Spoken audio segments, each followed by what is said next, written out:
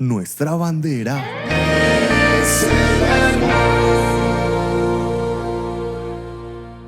Saludos, amada iglesia. Bienvenidos a nuestro tiempo reunión familiar Iglesia Cristiana Confraternidad La Floresta. Es un privilegio, es un honor llegar hasta la privacidad de sus vidas a través de las redes sociales de la iglesia. Gracias por darnos ese voto de confianza, darnos ese voto de fidelidad y amar la sana doctrina, que es el anhelo que mantenemos nosotros de predicar el evangelio de forma quieta, cuidadosa y respetuosa. En esta oportunidad hemos comenzado una temporada hablando de la importancia de que la iglesia persevere para que las puertas del Hades no prevalezcan contra la iglesia, ¿Y con qué estrategia se puede lograr esto? Dice el libro de Hechos de los Apóstoles 2:42 al 47. Y perseveraban en la doctrina de los apóstoles, en la comunión con otros, en el partimiento del pan y en las oraciones. Y sobrevino temor a toda persona, y muchas maravillas y señales eran hechas por los apóstoles. En esta oportunidad vamos a hablar que de las 3 estrategias para que el Señor añada cada día a la iglesia los que van a ser salvos, la primera de ellas, escúcheme bien, querida iglesia, querido líder, querido pastor, evangelista, teólogo, según este principio de Hechos de los Apóstoles, es perseverar en la sana doctrina. Hemos dicho en otras ocasiones que en el Antiguo Testamento el concepto perseverar es la palabra emuná. Fe, emuná, de perseverancia, como columnas en el templo de Dios por la eternidad, que son firmes por siempre. Ese es el concepto, una integridad total, ser, pensar y hacer en el Antiguo Testamento. Si Abraham es el padre de la fe, Noé es el abuelo de la fe. Esa es una gran realidad. Entonces, que Dios nos ayude con estos principios. Y en el Nuevo Testamento, la palabra para perseverar es proskartereo, que también implica firmeza, persistir, dando cuidado a una barca que se va a usar para ir a pescar, a conseguir la provisión, mantenerla al día, ¿sí? Si fuera una barca de nuestra época, que el motor tuviera gasolina, combustible, aceite en su punto, porque usted se imagina una barca, uno en mar abierto y que se quede sin gasolina o falle el motor, un problema muy serio. Ese es el concepto perseverar, emuná en el Antiguo Testamento, proscuratereo en el Nuevo Testamento. ¿Por qué perseverar en la doctrina? Era una iglesia antigua, la de los Hechos de los Apóstoles, que aprendía la palabra doctrina del versículo 42 en la versión Reina Valera, no es pasiva. Esa palabra doctrina en ese versículo 42 es activa, es una palabra, es un concepto activo. La frase quiere decir que dedicaban tiempo y prestaban atención a lo que los apóstoles enseñaban. Literalmente se sacaba el tiempo, la provisión. Por eso la iglesia de hoy tiene que volver al instituto bíblico, tiene que volver al entrenamiento ministerial, debe de volver a las Biblias de estudio, debe de volver a la memorización de la palabra del Señor. Yo le agradezco mucho a mis padres espirituales de la infancia, ¿sí? Cuando yo iba a la escuelita dominical, recuerdo que los profesores nos ponían a memorizar cada 8 días textos bíblicos que hoy están en mi corazón desde hace 47 años. A los 7 años yo memorizaba la Biblia de una manera espectacular y le agradezco infinitamente a mis padres espirituales, que ya algunos han muerto y otros todavía viven. Gracias. Gracias, porque el principio es de que repitamos, escribamos y meditemos la palabra de Dios según la orden de Deuteronomios capítulo 6 del Creador para Israel. Oye Israel, Jehová nuestro Dios, Jehová uno es. Y estas palabras que yo te mando hoy. Entonces dice, repítelas, escríbelas, medítalas. Doctrina de la palabra del Señor. Uno de los grandes peligros de la iglesia es caer en una religiosidad estática que mira hacia atrás en lugar de adelante. Precisamente porque las riquezas de Cristo son incertidumbres e inagotables, debemos ir siempre hacia adelante con la palabra de Dios. Les quiero contar que nos estamos relajando demasiado con el texto bíblico, nos estamos durmiendo en los laureles porque ya el cristiano de hoy no llega con la Biblia física al templo, no. Listo, está en los dispositivos móviles, está en las tablets, está de esta manera, eso está muy bien y es respetuoso y todo. Pero es que el privilegio que nosotros tenemos de abrir, sí, es que aquí hay 66 rollos, aquí hay 66 rollos que cualquier sinagoga, mejor dicho, cualquier elemento religioso de la época de Jesús y hasta de nuestra época, quisiera tener esos 66 rollos de Antiguo y Nuevo Testamento de una manera tan cómoda, de una manera tan sucinta, de una manera tan práctica. Yo me imagino a San Pablo teniendo en sus manos los 66 rollos de Antiguo y Nuevo Testamento. Eso sería una locura para los apóstoles y nosotros no valoramos eso. Y créame que me veo en la obligación de destapar un secreto que tengo para predicarle a mi amada iglesia en la confraternidad aquí en La Floresta. Voy a destapar un secreto que es mi predicación para el mes de noviembre en la Santa Cena. Escuchando uno de mis colegas predicando y hablando sobre tradición oral, nos estuvo hablando sobre el arca del pacto, el arca de la alianza del pacto que cargaban los levitas, que era un cofre de oro macizo, con querubines de oro macizos, y adentro estaban las tablas de la ley, maná del testimonio y el cetro, parte de la madera del cetro de Moisés.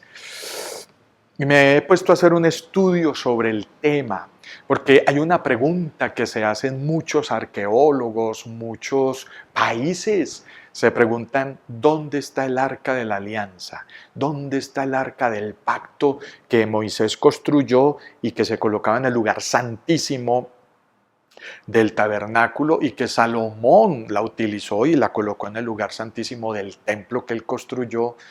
Pero en medio de las vicisitudes, problemas, cuando es tomada Judá, Jerusalén cautivo, Samaria, Israel cautivos, en ese ir y venir el arca no se vuelve a reportar. Dice el texto que Juan la vio en el cielo, pero yo me he hecho como teólogo, como cristiano de a pie, ¿qué pasó con el arca? Y haciendo el estudio, permítame proponer esta tesis teológica. El arca de la alianza simboliza la palabra de Dios en la vida de Israel. Y los pueblos paganos veían en esa arca como una esfinge milagrosa, como un talismán, ¿sí? Por eso a veces se la robaban, pero los filisteos que se llevaron el arca les fue muy mal porque el arca mismo, la presencia de Dios los empezó a destruir y a porrear y devolvieron el arca. Pero en las manos que era una bendición para el que tenía ese arca. Pero ojo el simbolismo de lo que había dentro. Los 10 mandamientos, la palabra de Dios, las promesas de la provisión de Dios y la autoridad de Dios a través del cetro de autoridad de Moisés. Quiero decirles que hoy, el cumplimiento de todo ese simbolismo es que el arca de la alianza, el arca del pacto, está con nosotros y está en nuestras manos, y es la palabra de Dios. Este es el arca entre nosotros. Creo que la mayoría de los arqueólogos y naciones, potencias, uno no sabe si están detrás de ella por su poder o por el oro que representa. Eso es el oro que tienes. Pero ¿saben algo? Nada de eso es importante hoy. Este es el arca para nosotros hoy, la palabra.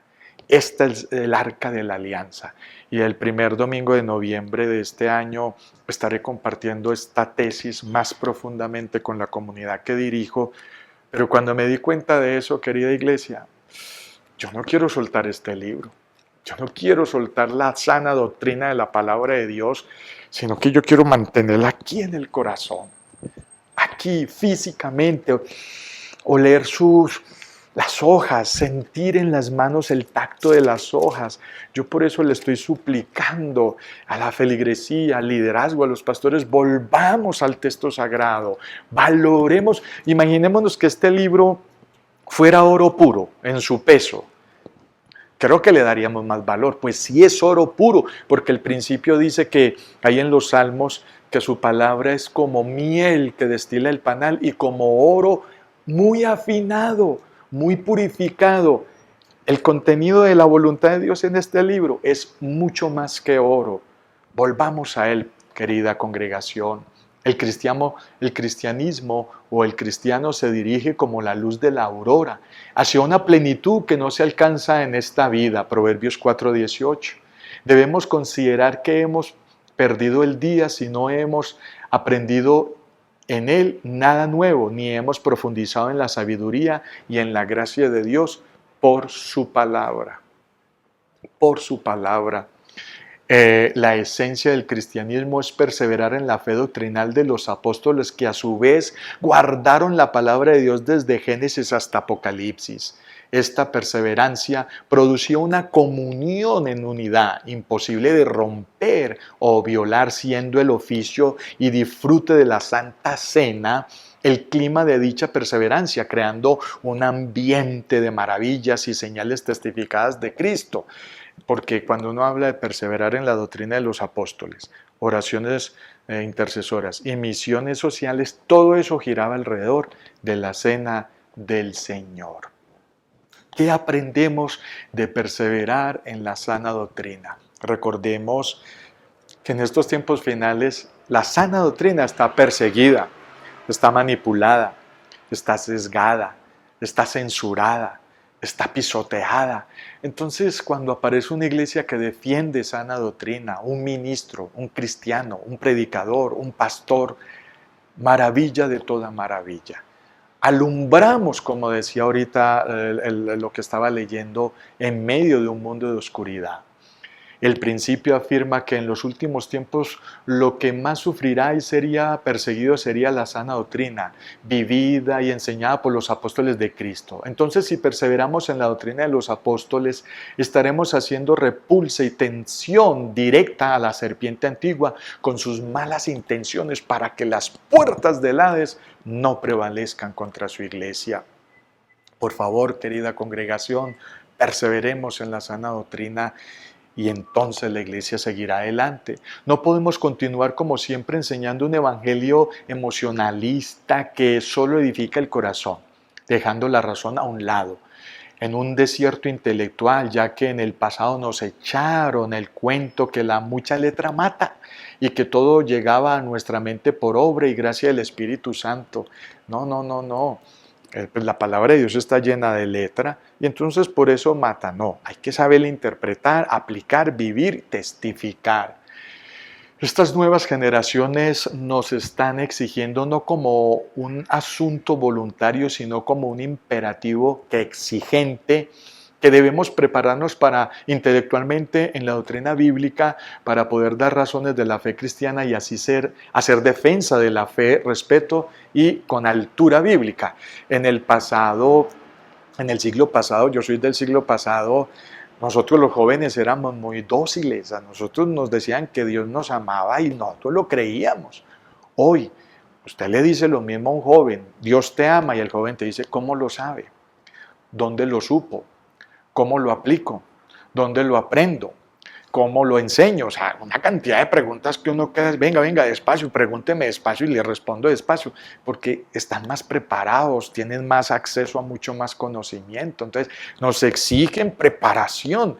Si no hacemos eso, perdónenme lo que voy a decir con mucho respeto, seguiremos ganando ancianitos del siglo pasado dóciles y la generación joven se nos va a quedar por fuera. Y estamos creando entonces una generación de ateos. Complicado, ¿no? Pablo nos enseñó que teníamos que prepararnos para hacer buena defensa de la fe. Y para terminar, cuando las palabras de Cristo afirman, las puertas del Hades no prevalecerán contra la iglesia, hacía referencia directa a la perseverancia en la doctrina de los apóstoles. Sin tradición doctrinal no hay historia. Sin historia no hay presente y sin presente no hay futuro. No hay dónde construir el edificio de la iglesia de Cristo. Esto es tradición bíblica escrita, primero oral, ahora escrita y testificada. Entonces, todos estos argumentos que acabo de afirmar es porque necesitamos perseverar en sana doctrina, no en cualquier doctrina, porque las sectas, los herejes y los apóstatas también tienen doctrina, pero es real, es bíblica, es sana o es falsa. Entonces, que Dios nos ayude, querida iglesia, liderazgo, pastores, comunidades cristianas. Con mucho respeto enseño esto y lo hago con humildad, con sencillez. Yo soy otro más que necesita escuchar nuevamente este mensaje cuando lo subamos a las redes sociales para recibirlo como una oveja, como una persona que debe ponerlo en práctica. Dios les bendiga. Gracias por escucharnos. No te pierdas las otras entregas y recuerda darle a la campanita, recuerda suscribirte, recuerda enviarle a tus amigos y amigas nuestro link, animarles a que este es un material que vale la pena estudiar en la medida en que los vamos proclamando, publicando en nuestras redes sociales. Oremos. Señor, gracias por tu palabra, clara, contundente y categórica, que entra hasta lo más profundo de nuestro ser como espada de doble filo, hasta las coyunturas, hasta los tuétanos de nuestra alma, Señor.